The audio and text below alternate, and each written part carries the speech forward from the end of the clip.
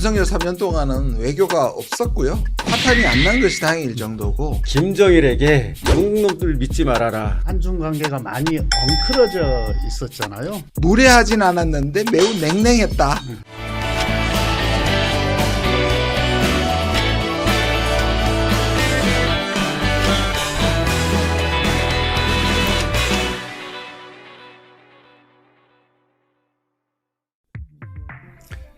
안녕하십니까. 지금은 경제 시청자 여러분, 국회의원 김태년입니다. 바로 얼마 전에 전 세계의 눈길이 중국 베이징으로 쏠렸었는데요. 바로 중국 전승절 행사 때문이었습니다. 시진핑 주석, 그리고 푸틴 러시아 대통령, 그리고 김정은 북한 국무위원장이 나란히 막루에 선 장면이 전 세계에 실시간으로 전해졌죠. 국제정세 변화를 압축적으로 보여주는 상징이었습니다. 오늘은 저와 함께 중국에 함께 갔던, 또 그 자리에 함께 있었던 홍기원 의원님, 김준영 의원님과 함께 중국 전승절의 외교적 상징성, 그리고 우리나라가 나아가야 할 전략적 해법까지 한번 이야기 나눠보려고 합니다. 오늘 함께 얘기해 주실 두 분 모셨습니다. 먼저 더불어민주당의 홍기원 의원님입니다. 안녕하세요, 홍기원입니다. 네, 외교관 출신으로 아주 오랫동안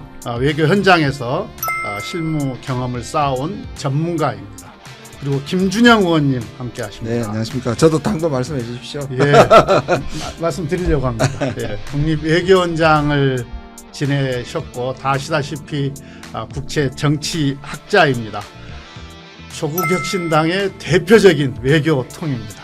두 분과 함께 외교 현장에 대한 냉철한 이야기, 그리고 앞으로 우리 대한민국이 가야 할 전략에 대해서 심도 있게 얘기 나눠보겠습니다. 중국 전승절에서 시진핑 주석과 푸틴 러시아 대통령, 김정은 국무위원장이 나란히 막루에 섰습니다. 우리 셋이 그 자리에 함께 있었는데요. 무척 더웠죠? 엄청 더웠습니다. 한 1시간 반? 아니요, 총 한 3시간 정도는. 기다리는 시간까지 한 예. 3시간 정도 있었는데, 그날 무척 더웠던 기억이 있습니다. 영상을 통해서 많은 국민들께서 그 장면을 보셨는데, 현장에 계셨었으니까 현장 분위기 궁금해 하시는 분들이 많이 있습니다. 각자 느낀 소감? 한 말씀씩 해주시겠습니까? 예, 먼저 중국, 또 러시아, 북한의 국가 지도자가 세 사람이 한 자리에 모인 게 66년 만에 최초라고 합니다. 그야말로 급변하고 있는 국제 정세를 한눈에 보여주는 그런 장면이라고 할 수 있겠는데, 사실 푸틴은 참석할 걸로 누구나 예상을 했었지만 김정은이 올 것으로는 많은 사람들이 회의적으로 생각했었습니다. 그런데 김정은이 전격적으로 그 자리에 오기로 결정함으로써 정말 국제적인 이목을 한눈에 끌었다고 할 수 있는데요. 제가 나중에 중국 측, 특히 대사관 쪽에 얘기를 들어보니 자기들도 김정은이 올 걸로 생각하지 못했다 할 정도로 전격적인 참석이었고, 그것은 아까 사회자께서 말씀하신 대로 급변하는 국제 환경을, 국제 정세를 온몸으로 보여주는 그런 장면이었다고 생각합니다. 이게 두 가지를 봐야 될 것 같은데요. 하나는 이게 10년마다 이 열병식을 거대하게 하지 않습니까? 그러니까 매 하기는 해요. 하지만 이렇게 이제 본격적으로 하는 건 10년 만이긴 예. 한데, 그때 이제 지난번에 이제 박근혜 대통령이 갔었고요. 일각에서는 니들 왜 가냐? 중국에 이 무력 과시를 하는데. 근데 사실은 이거는 어떤 사람들이 이렇게도 이해해요. 아니, 중국과 우리는 한국전쟁에 싸웠는데 어딜 가냐 하는데, 이건 한국전쟁에 관한 게 아니고요. 그러니까 너무나 당연한 얘기인데, 이것은 2차 대전 승전에 관한 겁니다. 사실은 연합국이었던 서구 국가도 같이 가야 맞고, 실제로 초청장을 보냈지만 이게 진영화되면서 오히려 서방국들이 안 갔고요. 또 항일이라는 점에서 우리도 같은 역사를 공유하기 때문에 우리도 가야 한다. 물론 말씀드린 것처럼 이게 중국의 무력과시, 전 열병식이 좀 불편하긴 했습니다. 너무 덥기도 했지만 앞에서 무력과시하는 게 조금 불편했는데요. 그럼에도 불구하고 저는 보람 있는 방중이었다고 생각하고요. 그리고 말씀하신 것처럼 결국 북한이 오는 거였는데, 북한하고 남북 관계가 별로 안 좋았기 때문에 만났을 때 어떻게 나올까 너무 궁금했는데, 다들 무슨 약속이나 한 것처럼 무례하진 않았는데 매우 냉랭했다. 볼 때마다 외면하는 게 꼭 무슨 탁구 경기 볼 때 이렇게 같이 돌리는 것처럼 그런 느낌이었습니다. 그랬었죠. 우리가 행사에 참석은 했습니다만은 사실 뭐 행사를 보러 간 건 아니잖아요. 네, 네. 예. 그리고 저는 개인적으로는 그런 류의 군사 퍼레이드를 별로 좋아하지는 않습니다. 네, 저도 그렇습니다. 근데 이제 우리가 갔던 이유는 윤석열 정부 3년 동안 사실상 한중 관계가 많이 엉클어져 있었잖아요. 그래서 그 엉클어진 한중 관계를 다시 정상화하는데 필요한 어떤 외교 활동이다. 이런 판단 때문에 대한민국 국회의장을 대표로 해서 그 정승절 행사에 참석을 했는데 상당한 성과가 있었지 않습니까?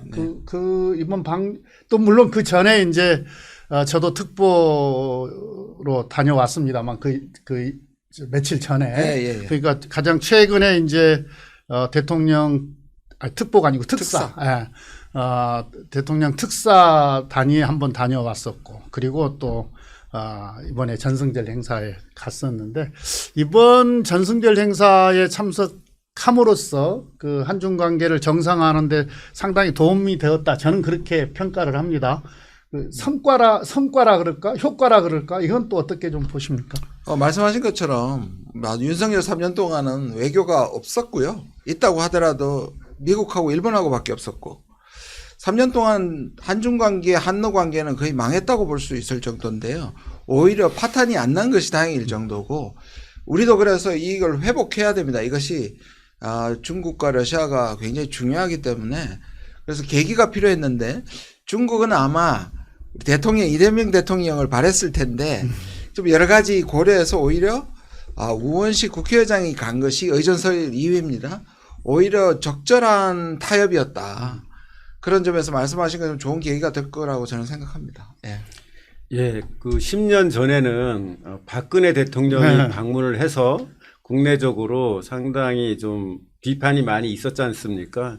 특히 지금은 그때보다도 국제 환경이 우리 기준으로 봤을 때 훨씬 어려워진 상황이거든요. 미국과 중국이 굉장히 세게 부딪히고 있는 그런 상황이기 때문에 이재명 대통령께서 가는 것은 또 탄핵으로 인해서 새로 정부가 들어선 지 얼마 되지도 않았고 해서 여러 가지로 봤을 때 어려운데 특히 그 서방 국가들은 대부분 그 행사를 보이콧하는 그런 분위기 속에 우리 국가 의전서열 2위인 국회의장님이 가신 거고 그거에 대해서 중국 측이 한중 관계 개선에 대한 한국 정부의 또 한국 측의 그런 의지를 높이 평가한 걸로 저는 그렇게 느꼈고요.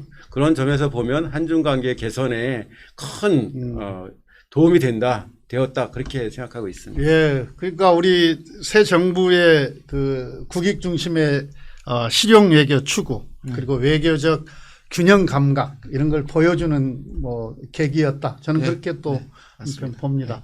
근데 이제 모두에 말씀드렸듯이 김정은 위원장이 중국 그리고 러시아 정상과 그 정상회담을 갖고 협력을 강화하기로 했지 않습니까? 그렇게 발표가 되었는데요. 우리 외교관 출신 홍기원 의원님 그리고 국제정치학자이신 우리 김준영 의원님께서는 이런 이 북중러 그 정상들 간의 회담 그리고 그 결과에 대한 정치적 의미를 어떻게 보시는지 먼저 김준영 의원님 먼저 예, 뭐 일단 그 비주얼 자체는 좀 뭐 북중러가 제가 보기에는 이 초대 서열 1, 2위 뭐 게스트 오브 아너리라고 얘기하는데요. 그랬던 것 같고요. 실제로도 중요성도 그렇고 그게 이제 많은 사람들한테 뭔가 북중러가 결속하는 거 아니냐. 또 그게 하나가 이슈였고 하나는 김정은 위원장이 이제 본격적으로 다자에 나서서 국제 무대에 등장하는 거 아닌가. 이 두 가지가 제일 이슈가 됐던데요. 전 두 가지 다 상당 그런 의미를 분명히 갖고는 있는데 너무 과장해서는 안 된다. 예를 들자면 북중러가 같이 군사훈련을 한 적도 없고 이번에 많이 예상했다가 다 틀렸지만 저는 그렇게 예상하지 않았는데요. 북중러가 삼각회담을 할 것이다. 안 했습니다. 네. 그래서 이 부분에 대한 중국이 상당히 주의하고 있는 부분이고요. 그다음에 김정은 위원장이 참여한 것은 분명히 큰 의미가 있고요. 핵무력을 이제 북한에 의하면 핵무력을 완성하고 좀 자신감이 있는 표현이기도 하고요. 우리를 대한민국으로 부르잖아요. 그리고 물론 적대적 교전국이라고는 하지만 그렇게 부르는 거 보면 이제 국제사회의 표준이라 그럴까요? 좀 맞춰가기 시작한다. 그런데 이 자체가 이제부터 뭐 글로벌 사우스 모임이나 유엔이나 이런 것을 다닌다는 것까지 해석하기에서는 조금 곤란하다. 그러나 의미는 있다 이렇게 생각합니다. 네. 김정은 위원장이 이런 다자 국제 무대에 등장한 것은 네. 앞으로 우리가 남북 관계를 개선하는데 대화 국면으로 전환하는 데 있어서 저는 좋은 징조다 이렇게 평가하고 싶은데요. 저는 그런 계기가 될 수 있다고 그런 생각합니다. 계기가 네. 될 수도 있을 네. 것 같고요.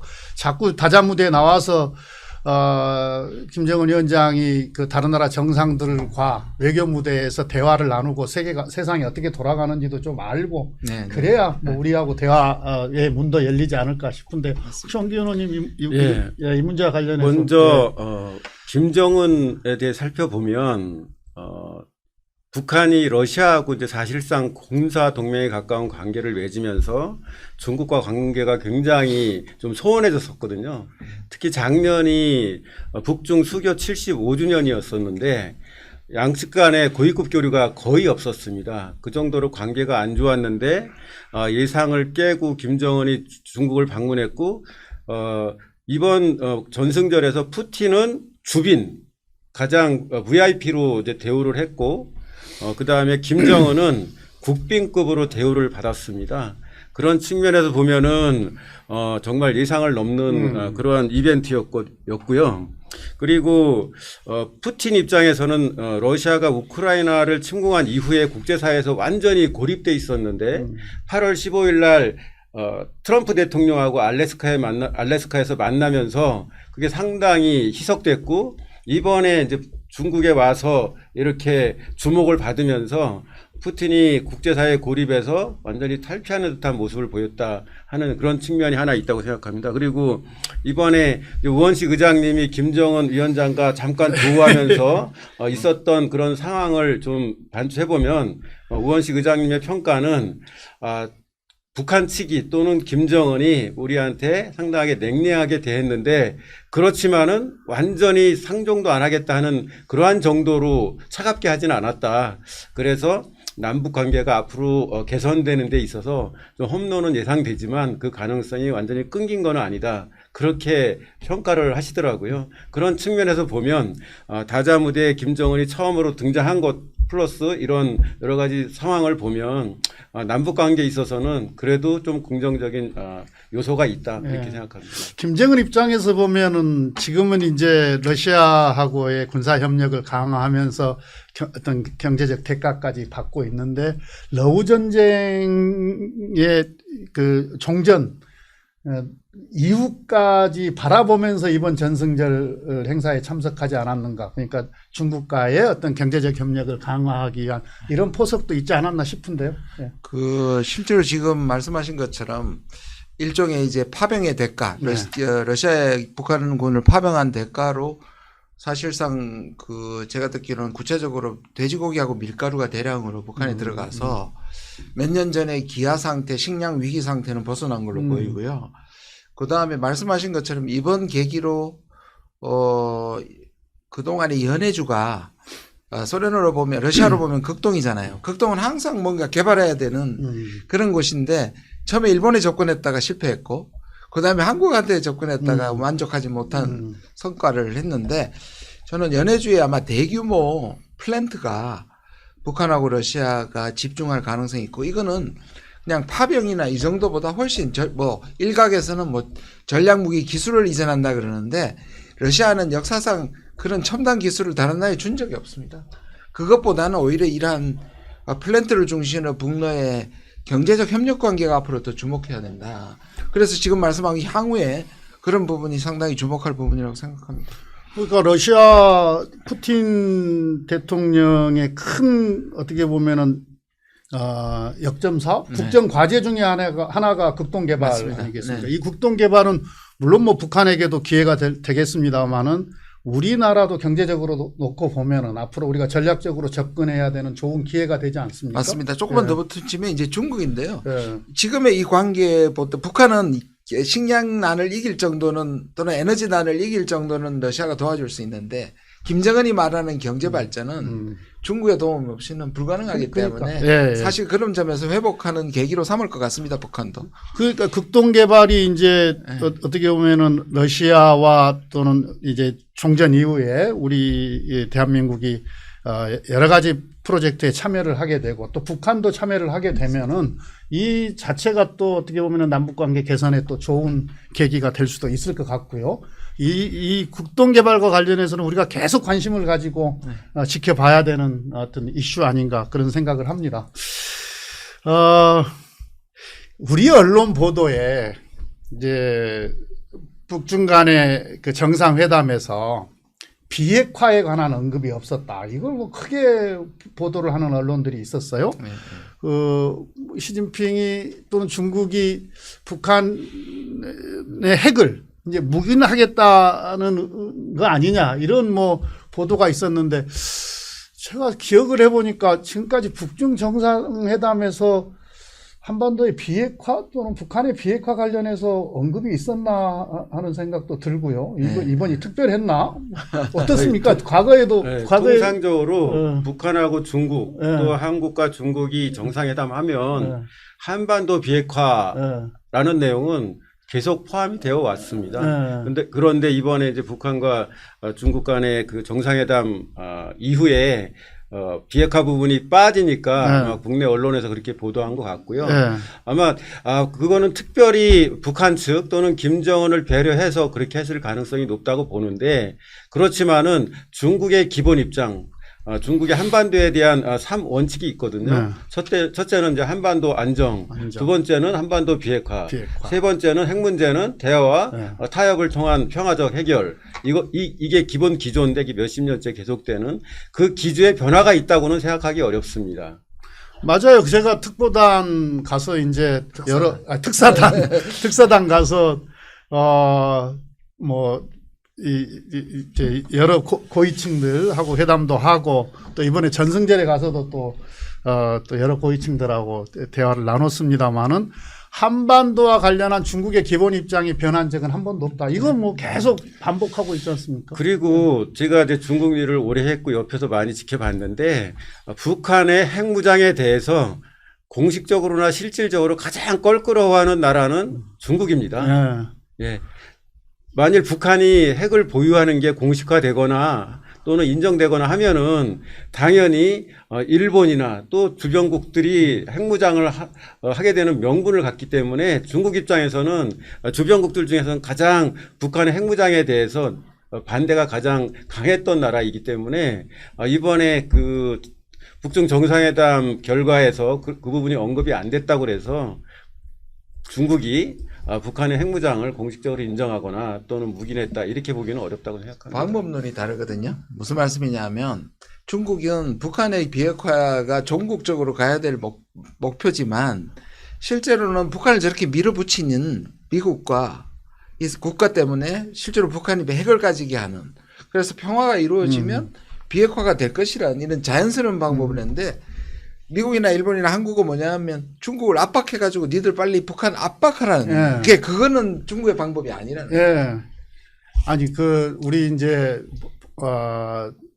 이렇게 우리나라의 전문가라고 하시는 분들 또는 뭐 정치권에서도 중국에게 그 한반도 비핵화와 관련한 그러니까 북한 비핵화와 관련해서 중국이 영향력을 발휘해달라 뭔가를 해달라 이런 요구들을 많이 하는데요. 실제로 우리가 중국의 이제 뭡니까 고위 당국자들을 만나 보면 역할에 대해서 한계가 있다, 제한된다 이런 이야기를 많이 합니다. 그러니까 북한이 우리말 듣냐 쉽게 이야기하면 이런 거. 제가 중국에서 근무하면서 중국 전문가들, 정부 관계자들을 만났을 때 저도 많이 제기했던 문제고 중국 측의 답변은 한결같습니다. 그리고 실제적으로도 그렇고 그러니까 한마디로 중국이 북한에 가지는 영향력은 외부 세계에서 보는 거에 비하면은 훨씬 제한돼 있다.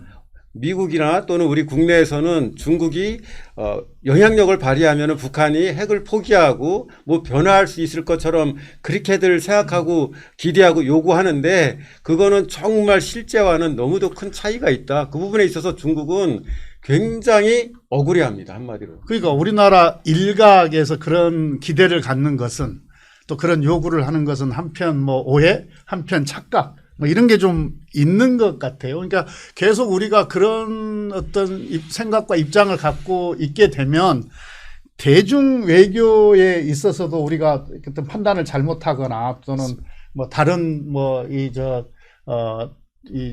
정상적인 어떤 행동을 못하거나 뭐 이런 결과로도 올 수가 있는 거 아니겠습니까? 실제로 예전부터 전해오는 얘기가 김정일이 김일성이 김정일에게 중국 놈들 믿지 말아라 이런 유언을 남겼다는 거거든요. 근데 그게 이제 우스갯소리가 아니라 실제로 북한이 중국으로부터 굉장히 많은 도움을 받고 큰 영향권 안에 있지 않습니까? 그렇기 때문에 중국한테 북한이 종속되는 것을 굉장히 두려워하고 그걸 피하려고 하는 그런 외교정책 기조가 있다고 생각을 하고 그게 사실이거든요.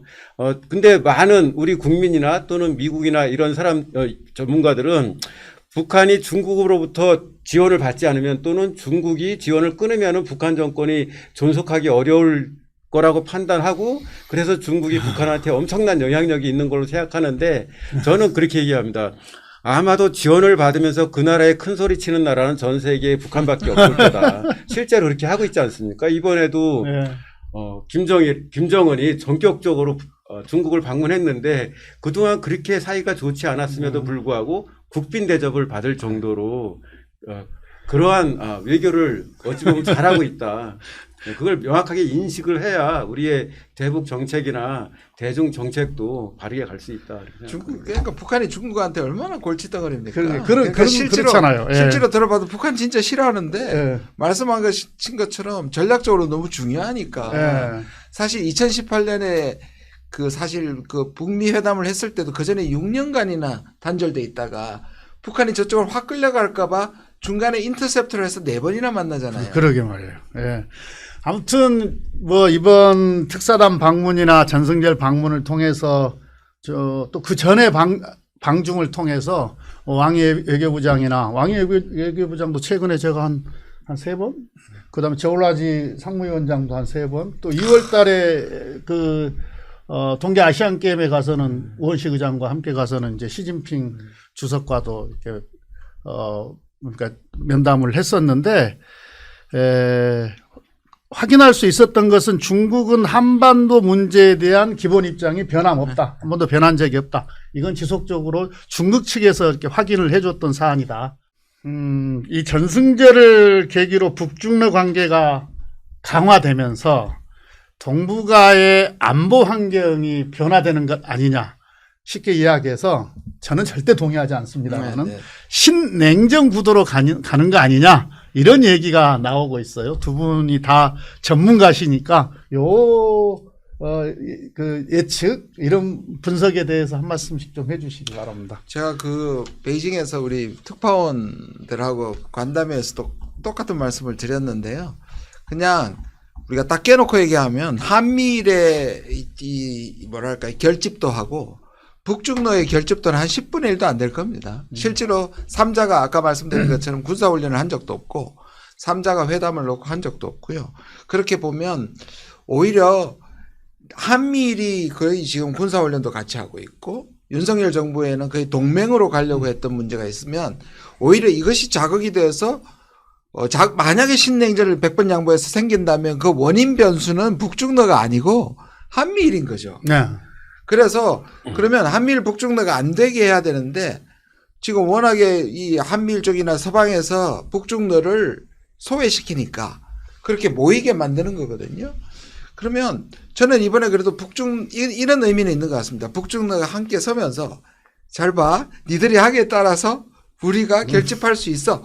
그런 정도의 메시지지 실질적으로는 오히려 적어도 중국은 괜히 미국한테 빌미를 줘서 한미일이 동맹으로 가게 만드는 게 중국은 최악의 선택이기 때문에 오히려 조심한다 볼 수 있습니다. 오히려 그러니까 대미 협상의 지렛대로 활용하려고 하는 측면이 있다. 이렇게 여차 이제 보여주는 거죠. 그렇지만 그럴 생각은 저는 없다고. 예, 저도 이제 동의하는데요. 이제 특히 중국 입장에서는 북한은 대표적인 불량 국가거든요. 또 러시아도 2022년도에 우크라이나를 침공한 이후에 국제사회에서 대표적인 불량 국가로 이렇게 낙인이 찍혀 있기 때문에 이 중국, 러시아, 북한이 한 묶음으로 묶이는 거에 대해서는 중국이 절대적으로 피하려고 하는 거고, 그래서 이번 전승절 때 3자가 같은 자리에 있었음에도 불구하고 삼국 정상회담은 안 했다고 생각을 하고요. 그리고 정말 이거는 한미일에 달려 있다. 특히 미국에 달려 있다.